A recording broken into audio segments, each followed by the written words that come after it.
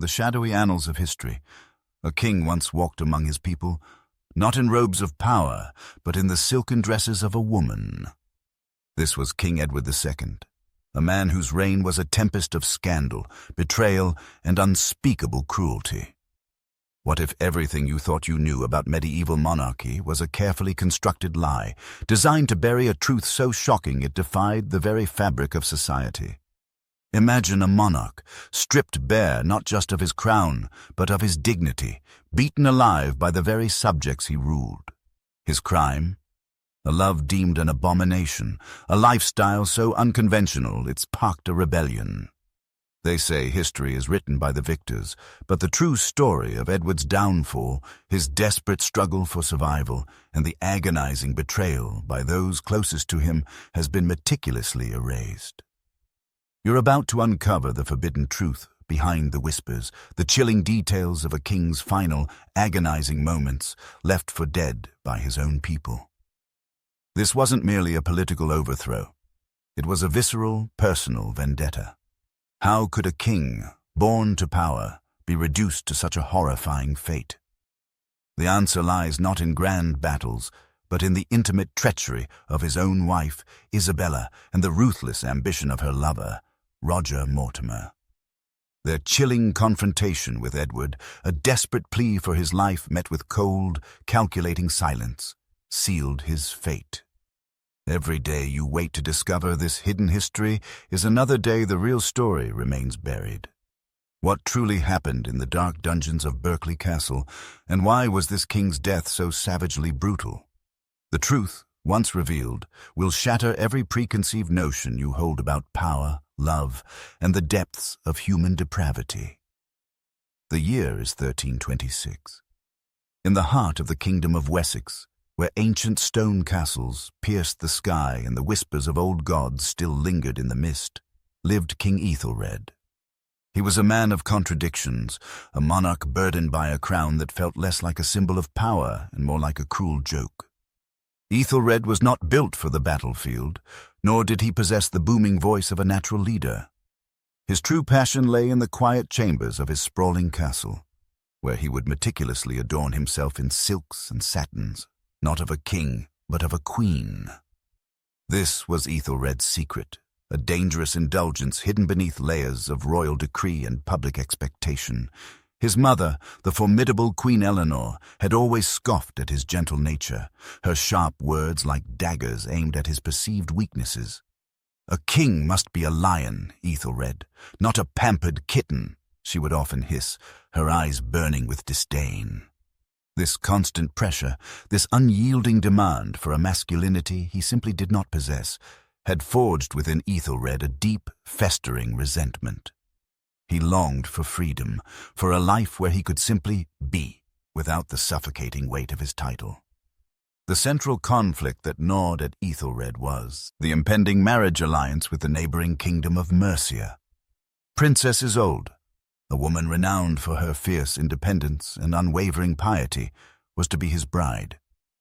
This union, orchestrated by his mother, was meant to solidify Wessex's power, but for Aethelred, it represented the final nail in the coffin of his personal liberty.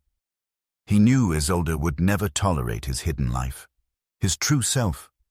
The thought of her discovering his secret, of the inevitable scandal that would erupt, sent shivers of dread down his spine.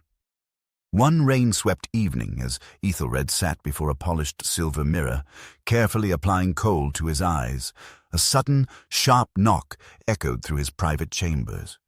His heart leaped into his throat. It was his younger brother, Lord Gareth, a man whose ambition was as boundless as his loyalty was questionable.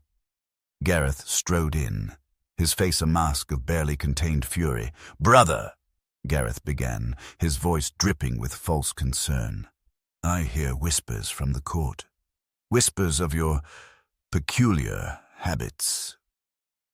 Aethelred froze, his hand trembling as he clutched a silken scarf. The air crackled with unspoken threats, and Aethelred knew, with chilling certainty, that his carefully constructed world was about to shatter. Gareth's eyes, cold and calculating, swept over the dressing table, lingering on the silk and the kohl. Aethelred felt a tremor of fear, a primal instinct screaming at him to flee, but he stood his ground. He met his brother's gaze, a silent challenge passing between them. Whispers, brother, or are they your own carefully crafted lies? Aethelred's voice, though a little shaky, held a defiance he hadn't known he possessed. Gareth's lip curled into a sneer. It matters little where the whispers originate, only that they are heard. The court is a nest of vipers, Aethelred, and your inclinations make you vulnerable. Aethelred's heart pounded against his ribs, a frantic drumbeat against the impending storm. He knew Gareth envied his position, had always coveted the crown. This was not a brotherly concern, it was an ambush. My inclinations are my own concern, Gareth, not the kingdom's, Aethelred retorted, his voice gaining strength. Gareth chuckled, a low, menacing sound. Oh, but they are. A king must be above reproach, a beacon of strength and tradition. What would the people say if they knew their king preferred the adornments of a woman?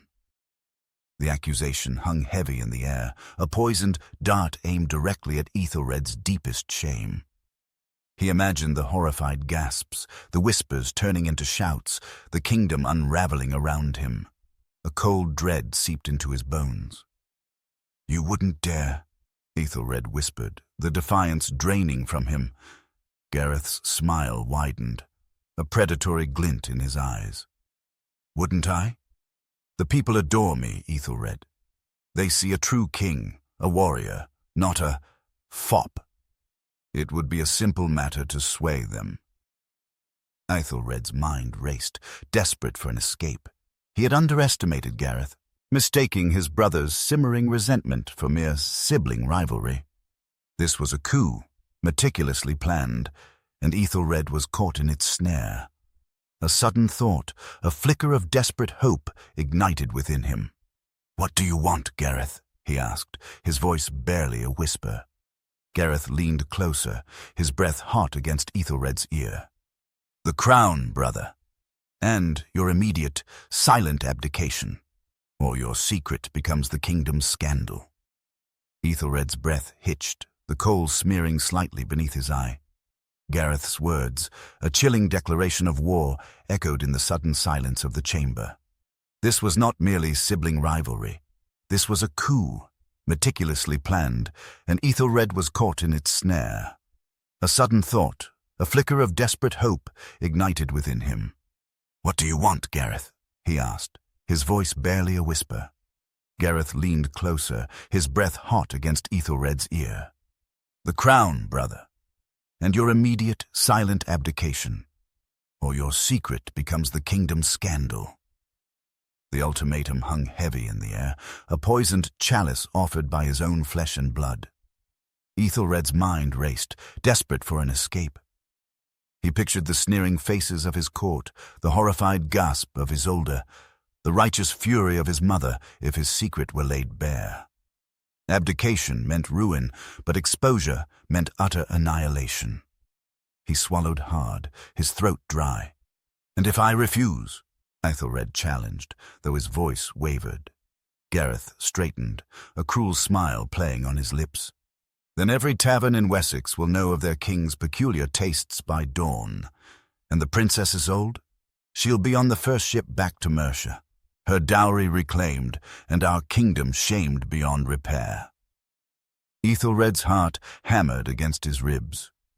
The weight of his impending marriage, a political alliance meant to secure his kingdom, now became another weapon in Gareth's arsenal.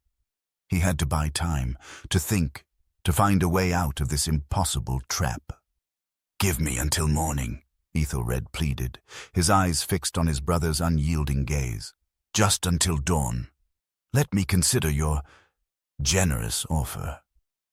Gareth's smile widened, a predatory glint in his eyes. Very well, brother, but know this. By sunrise, Wessex will have a new king, or the old one will be a laughingstock. The choice is yours, Aethelred. With a final, chilling look, Gareth turned and swept from the room, leaving Aethelred alone in the oppressive silence, the scent of fear thick in the air. The mirror, reflecting his painted face, seemed to mock his despair. He was trapped, cornered by his own secret, facing a dawn that promised either humiliation or the loss of everything he knew. The morning light, when it finally pierced the heavy velvet curtains, felt less like a new day and more like a judgment. Aethelred had not slept, the weight of Gareth's ultimatum pressing down on him like a physical burden.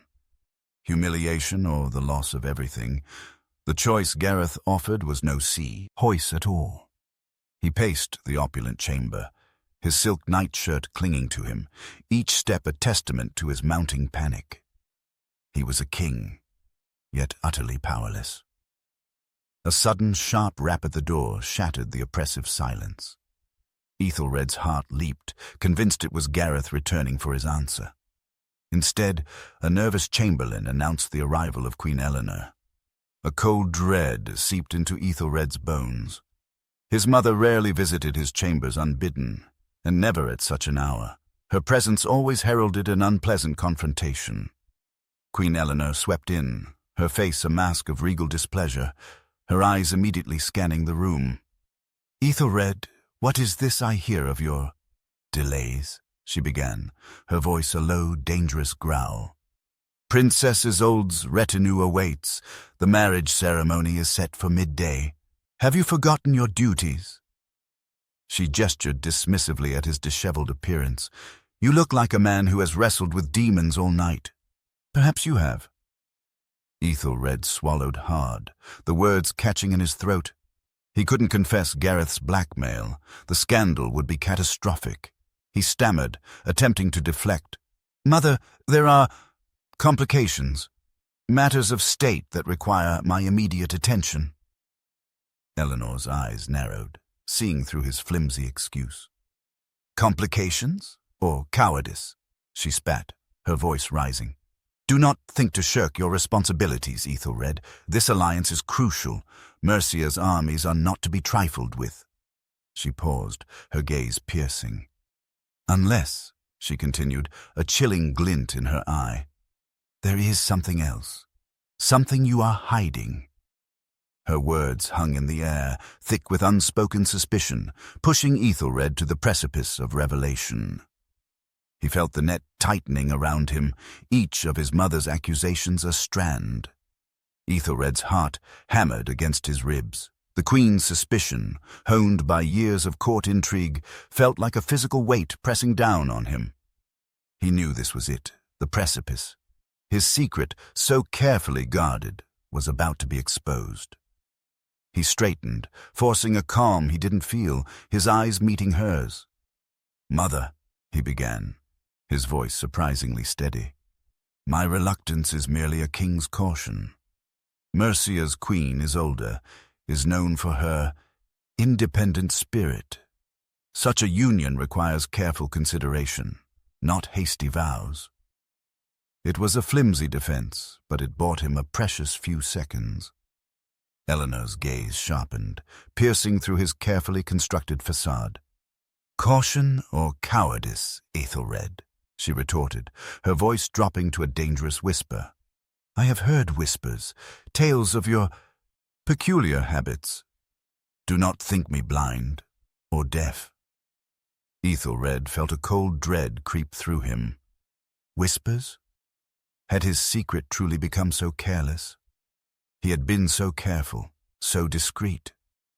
A wave of nausea washed over him as he realized the depth of his mother's intelligence network. "Whispers are merely that, Mother," Aethelred countered, trying to maintain in an air of regal indifference. "The idle gossip of jealous courtiers." Just then, a sudden, urgent knock echoed from the chamber door. Both Aethelred and Eleanor turned, startled. A royal guard, his face pale, burst in without waiting for permission. "Your Majesty, forgive the intrusion, but a dispatch has arrived. From Mercia. It is urgent." Eleanor snatched the scroll from the guard's hand, her brow furrowing as she read. Aethelred watched her face, seeing the shift from suspicion to a chilling realization. Her eyes widened, then narrowed into slits of pure fury. "Isolde," she hissed, her voice barely audible, "has refused the alliance. She has declared our house an abomination, unfit to rule." Aethelred felt a strange mix of dread and a fleeting, almost perverse sense of relief. The marriage was off, but at what cost? His mother's gaze snapped back to him, burning with an incandescent rage. "This is your doing, Aethelred. Your weakness.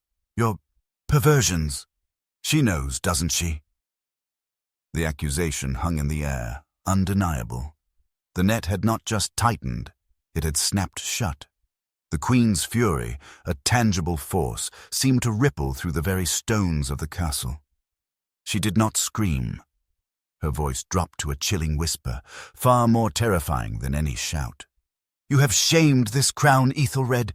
You have shamed this family. You have shamed Wessex." Guards, silent and grim, materialized from the shadows, their eyes fixed on the king. Aethelred, for the first time in his life, felt a stark, cold clarity. There would be no escape, no negotiation, no mercy.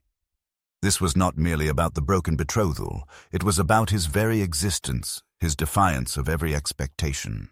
He was stripped of his royal robes, the silk and velvet torn away with brutal efficiency, leaving him in little more than his undergarments. His hands were bound, ropes biting into his wrists. The humiliation was absolute, yet a strange calm settled over him. He had always been defined by the crown, by his mother's will. Now, stripped of everything, he felt a flicker of something akin to freedom. He was no longer King Aethelred, the reluctant monarch. He was simply Aethelred, a man about to face his fate. He was dragged through the castle's hidden passages, not towards the dungeons, but towards a forgotten postern gate leading to the desolate, wind-swept moors. The air grew colder, the scent of damp earth and dying heather replacing the stale grandeur of the castle. Outside, a single, rough-hewn cart waited, guarded by a detachment of silent, masked riders. Queen Eleanor stood by the cart, her face a mask of stone, illuminated by the flickering torchlight. "You are no longer a king, Aethelred," she declared, her voice devoid of emotion. "You are nothing, and nothing is what you shall become." He was thrown onto the cart, the jolt sending a sharp pain through his already aching body. The cart lurched forward, carrying him away from the only life he had ever known, towards an uncertain, terrifying future. As the castle faded into the mist, Aethelred looked back, not with regret, but with a profound sense of severance. The old life, the gilded cage, was gone. What lay ahead was unknown, but for the first time it was truly his own. He was beaten, abandoned, but he was at last unbound. Aethelred, stripped of his regalia and dignity, lay broken on the cold stone, the jeers of his former subjects echoing in his ears. The betrayal, sharp as a dagger, had carved a wound deeper than any physical blow. He had worn the silken gown, a desperate ruse to escape the clutches of his own council, but it had only served to amplify their contempt. His grand plan, conceived in fear and executed in haste, had not only failed, but had turned him into a grotesque spectacle. Days blurred into a haze of humiliation and despair within the dank confines of his prison. He was no longer a king, not even a man in their eyes, merely a cautionary tale whispered in the shadows. Yet, amidst the crushing weight of his downfall, a flicker ignited. It was not hope, but a searing clarity born from the ashes of his pride. He saw the truth of his reign, not through the gilded lens of power, but through the bitter eyes of those he had failed. His obsession with maintaining control, his paranoia, had blinded him to the very people he swore to protect. The true twist came not from an escape, but from an unexpected visitor, his estranged sister, Elara. Her face, etched with a mixture of pity and resentment, was a mirror to his past mistakes. "You clung to the crown," she stated, her voice devoid of warmth. but you lost your kingdom and yourself in the process. It was a confrontation he had long avoided, a truth he had refused to acknowledge. Aethelred, the king who once masqueraded as a woman to flee his fate, finally faced his true self. There was no triumphant return, no dramatic rescue. Instead, he found a quiet, painful understanding. His story ended not with a roar, but with a whisper of acceptance. The crown was gone, the power vanished, but in its absence, a profound, if bitter, peace began to settle over the fallen king.